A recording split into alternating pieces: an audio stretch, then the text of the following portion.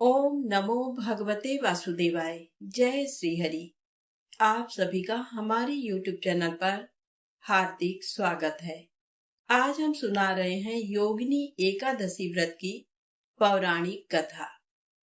आषाढ़ मास के कृष्ण पक्ष की एकादशी, जिसे योगिनी एकादशी कहते हैं। योगिनी एकादशी का व्रत रखने से समस्त पापों का नाश होता है तथा इस लोक में भोग और परलोक मुक्ति भी मिलती है। योगिनी एकादशी व्रत में भगवान श्री हरि विष्णु, माता महालक्ष्मी की विधि विधान से पूजा अर्चना करने से समस्त मनोकामनाएं पूर्ण होती हैं। साथ ही इस दिन एकादशी व्रत कथा को सुनने या पढ़ने मात्र से श्री हरि विष्णु भगवान, माता महालक्ष्मी की असीम कृपा प्राप्त होती है। तो आप सभी इन कथाओं को श्रद्धा भाव से पूरा अवश्य सुनिएगा। आप सभी पर श्री हरि विष्णु भगवान, माता महालक्ष्मी की कृपा सदैव बनी रहे। इसी मंगल कामना के साथ आइए सुनते हैं योगिनी एकादशी व्रत की पौराणिक कथा। एक बार धर्मराज युधिष्ठिर ने भगवान श्री कृष्ण से कहा, हे त्रिलोकीनाथ, आप कृपा करके आषाढ़ माह के कृष्ण पक्ष की एकादशी की कथा सुनाइए। इस एकादशी का नाम तथा महात्म क्या है, सो आप मुझे विस्तार पूर्वक बताएं। श्री कृष्ण ने कहा, हे पांडुपुत्र, आषाढ़ माह के कृष्ण पक्ष की एकादशी का नाम योगिनी एकादशी है। इसके व्रत से सभी पाप नष्ट हो जाते हैं। ये व्रत इस लोक में भोग तथा परलोक में मुक्ति देने वाला है। हे धर्मराज, ये एकादशी तीनों लोकों में प्रसिद्ध है। इसके व्रत से सभी पाप नष्ट हो जाते हैं। तुम्हें मैं पुराण में कही हुई कथा सुनाता हूँ, ध्यान पूर्वक श्रवण करो। कुबेर नाम का एक राजा अलकापुरी नाम की नगरी में राज्य करता था। वह शिव भक्त था। उनका हेममाली नामक एक यक्ष सेवक था, जो पूजा के लिए फूल लाया करता था। हेममाली की विशालाक्षी नाम की अति सुंदर स्त्री थी। एक दिन वह मान सरोवर से पुष्प लेकर आया, किंतु कामासक्त होने के कारण पुष्पों को रखकर अपनी स्त्री के साथ रमण करने लगा। इस भोग विलास में दोपहर हो गई। हेममाली की राह देखते देखते जब राजा कुबेर को दोपहर हो गई, तो उसने क्रोध पूर्वक अपने सेवकों को आज्ञा दी कि तुम लोग जाकर पता लगाओ कि हेममाली अभी तक पुष्प लेकर क्यों नहीं आया। जब सेवकों ने उसका पता लगा लिया, तो राजा के पास जाकर बताया, हे राजन, वह हेममाली अपनी स्त्री के साथ रमण कर रहा है। इस बात को सुन राजा कुबेर ने हेममाली को बुलाने की आज्ञा दी। डर से कांपता हुआ हेममाली राजा के सामने उपस्थित हुआ। उसे देखकर कुबेर को अत्यंत क्रोध आया और उसके होंठ फड़फड़ाने लगे। राजा ने कहा, अरे अधम, तूने मेरे परम पूजनी, देवों के भी देव भगवान शिव जी का अपमान किया है। मैं तुझे श्राप देता हूँ कि तू स्त्री के वियोग में तड़पे और मृत्यु लोक में जाकर कोढ़ी का जीवन व्यतीत करे। कुबेर के श्राप से वह उसी क्षण स्वर्ग से पृथ्वी पर आ गिरा और कोढ़ी हो गया। उसकी स्त्री भी उससे बिछड़ गई। मृत्यु लोक में आकर उसने अनेक भयंकर कष्ट भोगे, किंतु शिव की कृपा से उसकी बुद्धि मलिन न हुई और उसे पूर्व जन्म की भी सुध रही। अनेकों कष्टों को भोगता हुआ तथा अपने पूर्व जन्म के कुकर्मों को याद करता हुआ वह हिमालय पर्वत की तरफ चल पड़ा। चलते चलते वह मार्कंडेय ऋषि के आश्रम में जा पहुंचा। वह ऋषि अत्यंत वृद्ध तपस्वी थे। वह दूसरे ब्रह्मा के समान प्रतीत हो रहे थे और उनका वह आश्रम ब्रह्मा की सभा के समान शोभा दे रहा था। ऋषि को देखकर हेममाली वहां गया और उन्हें प्रणाम करके उनके चरणों में गिर पड़ा। हेममाली को देखकर मार्कंडेय ऋषि ने कहा, तूने कौन से निकृष्ट कर्म किए हैं जिससे तू कोढ़ी हुआ और भयानक कष्ट भोग रहा है?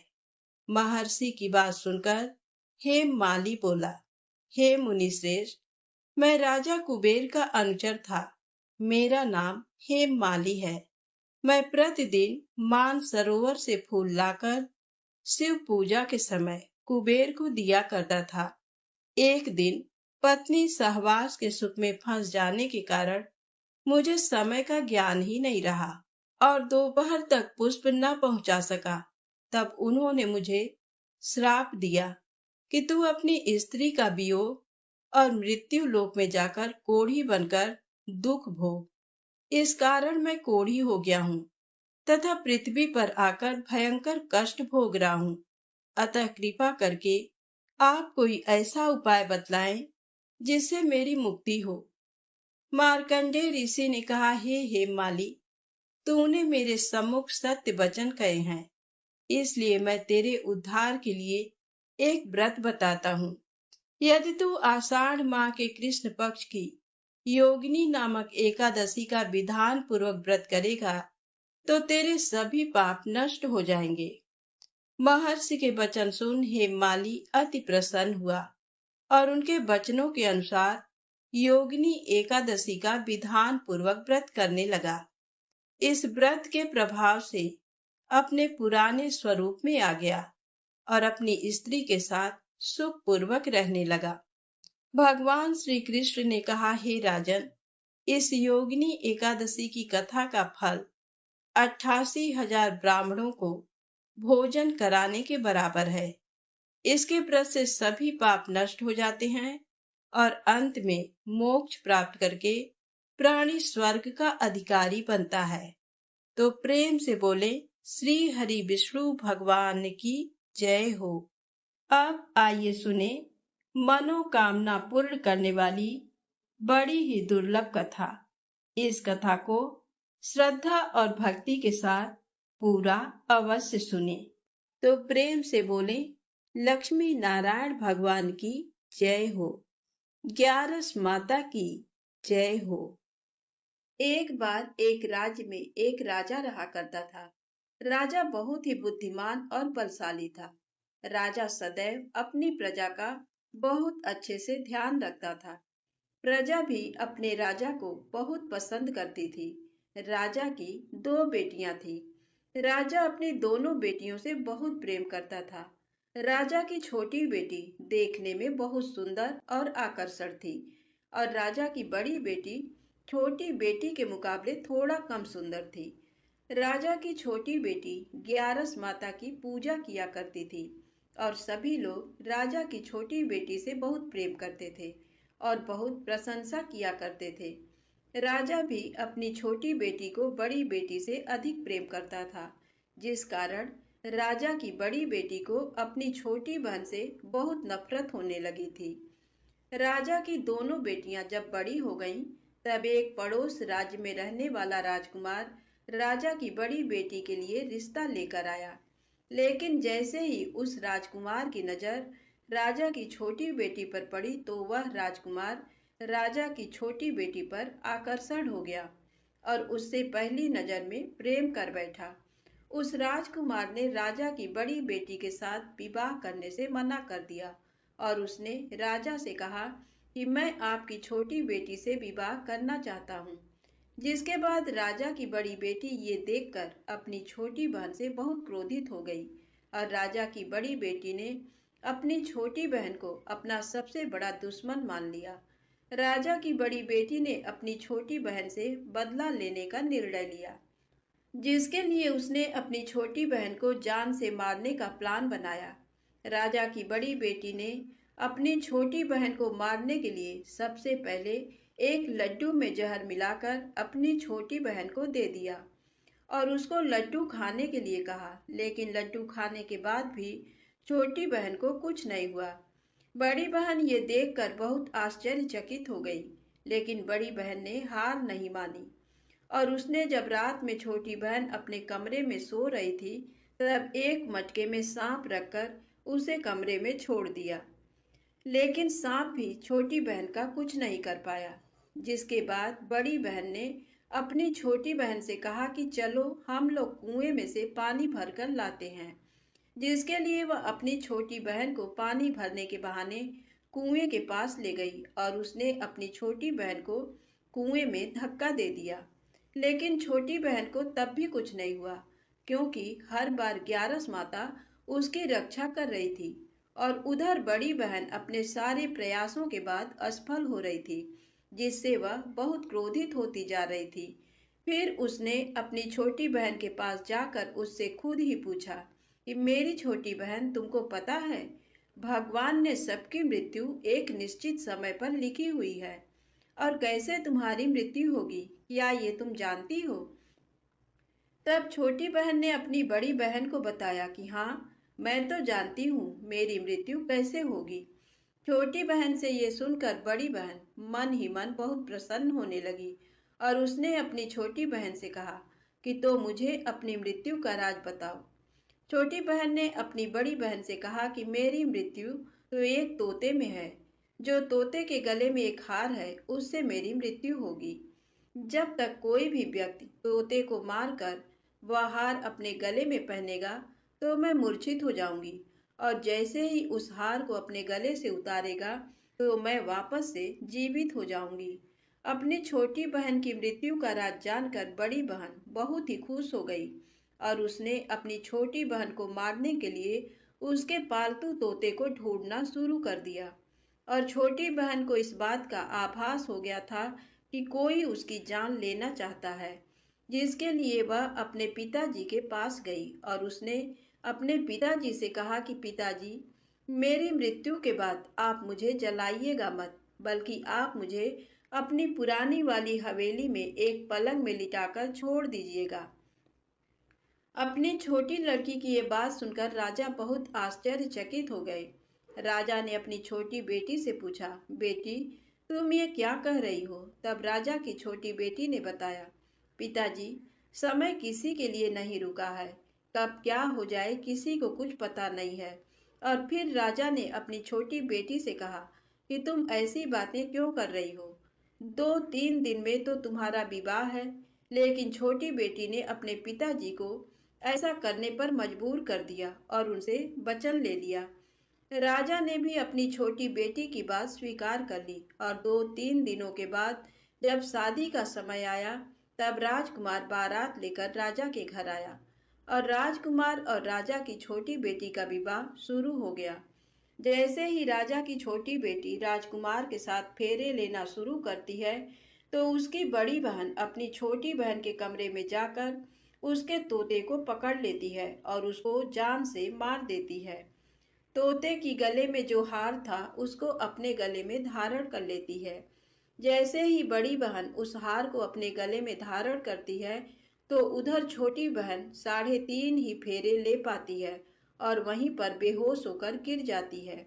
जिसके बाद राजा ने बड़े बड़े दर्द हकीमों को बुलवाया और अपनी छोटी बेटी का इलाज करने के लिए कहा।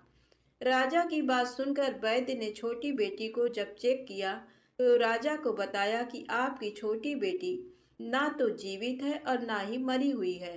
ये मैं ऐसा पहली बार देख रहा हूँ।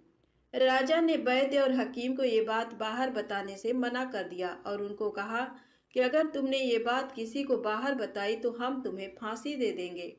राजा ने अपनी छोटी बेटी को पुराने महल में जाकर एक पलंग में लेटा दिया और वहां पर कुछ सैनिक को तैनात कर दिया।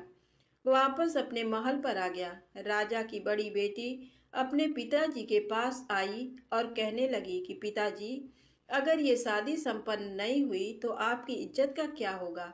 आप कहें तो मैं आपकी इज्जत बचाने के लिए राजकुमार से शादी करने के लिए तैयार हूँ। जिसके बाद राजा ने अपनी बड़ी बेटी की बात मान ली और राजा ने बड़ी बेटी को छोटी बेटी की कपड़े पहनाकर मंडप पर भेज दिया। लेकिन राजकुमार ये जान गया कि ये राजा की छोटी बेटी नहीं है, बल्कि ये राजा की बड़ी बेटी है। लेकिन जब राजकुमार ने शादी करने से मना किया, तो सभी लोगों ने राजकुमार को विवश करके राजा की बड़ी बेटी से बचे हुए फेरों को संपन्न करा दिया और विवाह करवा दिया। जिसके बाद राजकुमार राजा की बड़ी बेटी को अपने महल में ले गया। राजकुमार राजा की बड़ी बेटी से ना तो बात करता था, ना ही उसको पसंद करता था और ना ही उसके आसपास भटकता था। और राजकुमार ने ये फैसला लिया था कि वह अपनी प्रेमिका को ढूंढ कर रहेगा और ये जान कर रहेगा कि उसके साथ हुआ क्या है।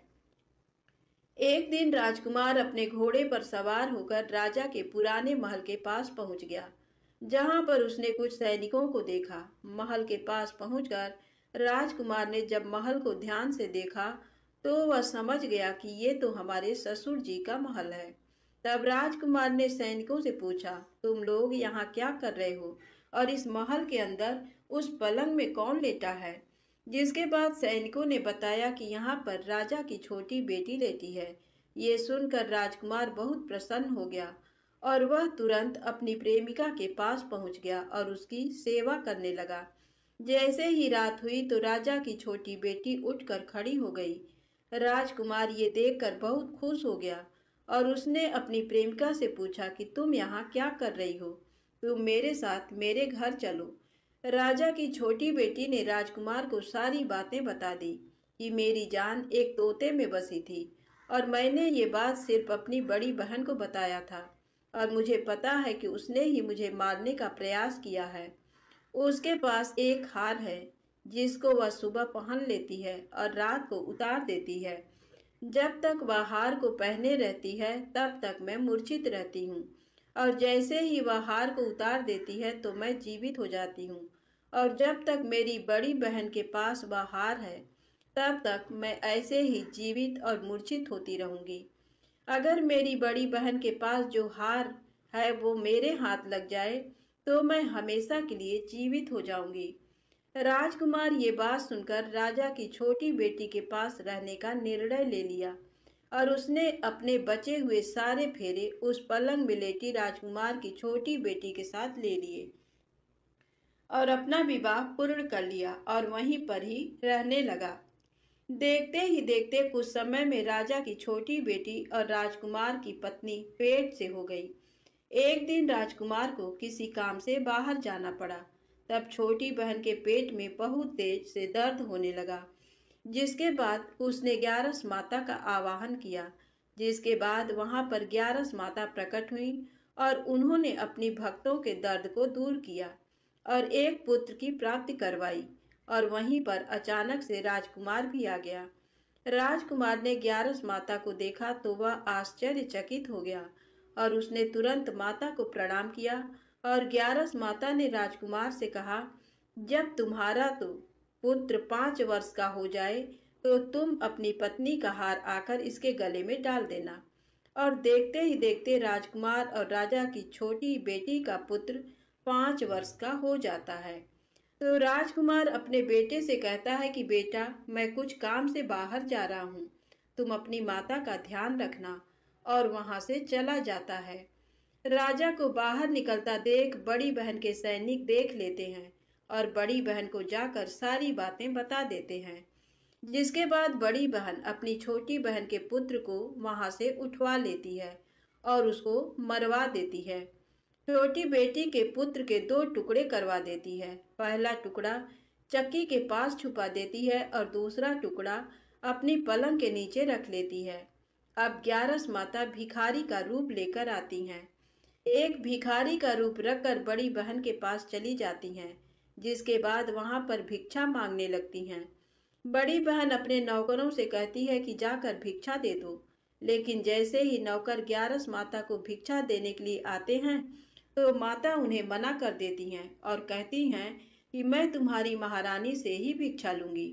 जिसके बाद बड़ी बहन स्वयं ही भिक्षा देने के लिए माता के पास आती है। तब माता एक बिल्ली का रूप लेकर उसके कमरे में चली जाती हैं और वहां पर छोटी बेटी के पुत्र के 2 टुकड़े को आपस में जोड़ देती हैं और उसे जीवित कर देती हैं। उसे वहां से ले जाती हैं। राजकुमार अपने बेटे को लेकर अपनी पत्नी के पास जाता है और उसे कहता है कि तुम इसका ध्यान रखना। अगर तुम इस बच्चे का अच्छे से ध्यान रखोगी तो मैं तुमसे बात करूंगा।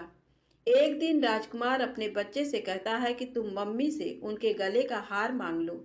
जिसके बाद राजकुमार का लड़का अपनी मम्मी के पास जाता है और कहता है कि मम्मी, मुझे तुम्हारा हार चाहिए। ये सुनकर पहले तो बड़ी बहन बहुत क्रोधित होती है, पर उसको ये याद आता है कि राजकुमार ने कहा था कि अगर मैं इस बच्चे का ध्यान अच्छे से रखूंगी तो वह मुझसे बात करेंगे, जिसके कारण वह हार उस बच्चे को दे देती है और वह तुरंत हार को ले जाकर अपने पिताजी को दे देता है।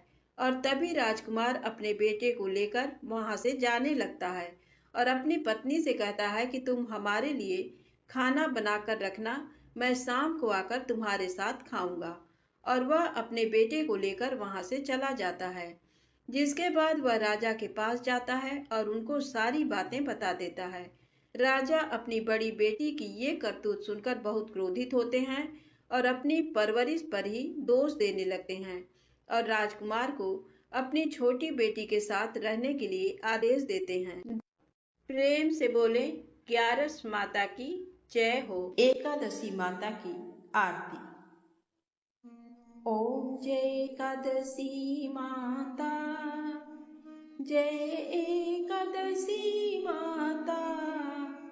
विष्णु पूजा व्रत को धारण कर, विष्णु पूजा व्रत को धारण कर, शक्ति मुक्ति पाता।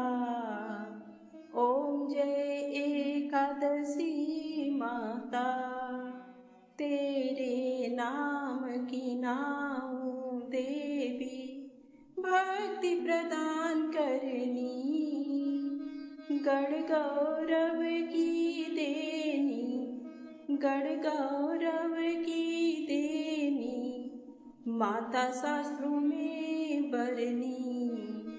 ओम जय एकादशी माता, मार्गशीर्ष के कृष्ण पक्ष की उत्पन्ना विश्वतारिणी जन्मी, शुक्ल पक्ष में हुई मोक्षदा, शुक्ल पक्ष में हुई मोक्षदा, मुक्तिदाता बन आई।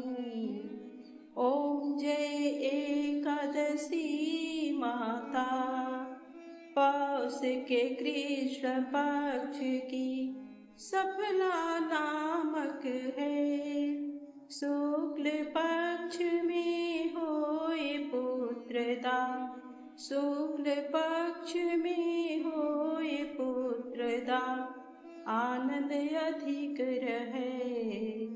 ओम जय एकादशी माता, नाम सट तिला माघ मास में कृष्ण पक्ष आवे, शुक्ल पक्ष में जया कहावे, शुक्ल पक्ष में जया कहावे, विजय सदा पावे। ओम जय एकादशी माता, विजया फागुन कृष्ण पक्ष में शुक्लायामल की, पाप मोचनी कृष्ण पक्ष में, पाप मोचनी कृष्ण पक्ष में, चैत्र महाबली की। ओम जय एकादशी माता, चैत्र शुक्ल में नाम कामदा, धन देने वाली, नाम बरूथिनी कृष्ण पक्ष में, नाम बरूथिनी कृष्ण पक्ष में, बैसाख माह वाली। जय एकादशी माता, शुक्ल पक्ष में होए मोहिनी, अपरा ज्येष्ठ कृष्ण पक्षी, नाम निर्जला सब सुख करनी, नाम निर्जला सब सुख करनी, शुक्ल पक्ष रखी। ओम जय एकादशी माता, योगिनी नाम आषाढ़ में जानो, कृष्ण पक्ष करनी, देव शयनी नाम कहायो, देव शयनी नाम कहायो, शुक्ल पक्ष धरनी। ओम जय एकादशी माता, कामिका श्रावण मास में आवे, कृष्ण पक्ष कहिए, सावन शुक्ला होए पवित्रा, सावन शुक्ला होए पवित्रा, आनंद से रहिए। ओम जय एकादशी माता, अजा भाद्रपद कृष्ण पक्ष की परिवर्तिनी शुक्ला, इंद्रा आश्विन कृष्ण पक्ष में, इंद्रा आश्विन कृष्ण पक्ष में, व्रत से भव सागर निकला। ओम जय एकादशी माता, पापांकुशा है शुक्ल पक्ष में, आप हरन हारी, रमा मास कार्तिक में आवे, रमा मास कार्तिक में आवे, सुखदायक भारी।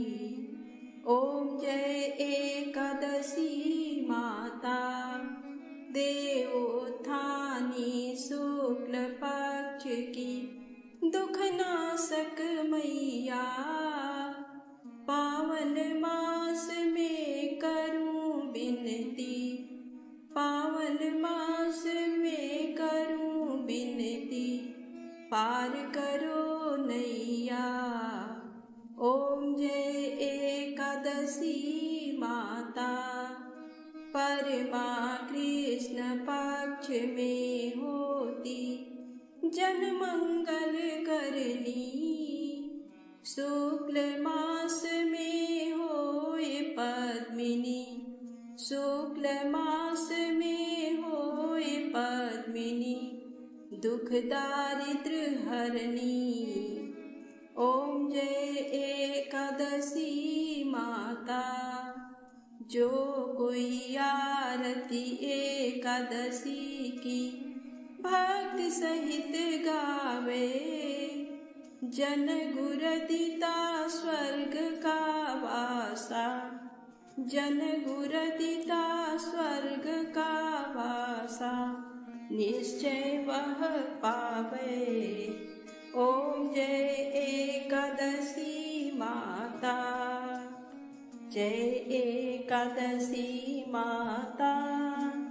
ओम जय एकादशी माता, विष्णु पूजा व्रत को धारण कर, विष्णु पूजा व्रत को धारण कर, भक्ति मुक्ति पाता। जय एकादशी माता। प्रेम से बोले एकादशी माता की जय हो। श्री हरि विष्णु भगवान की जय हो।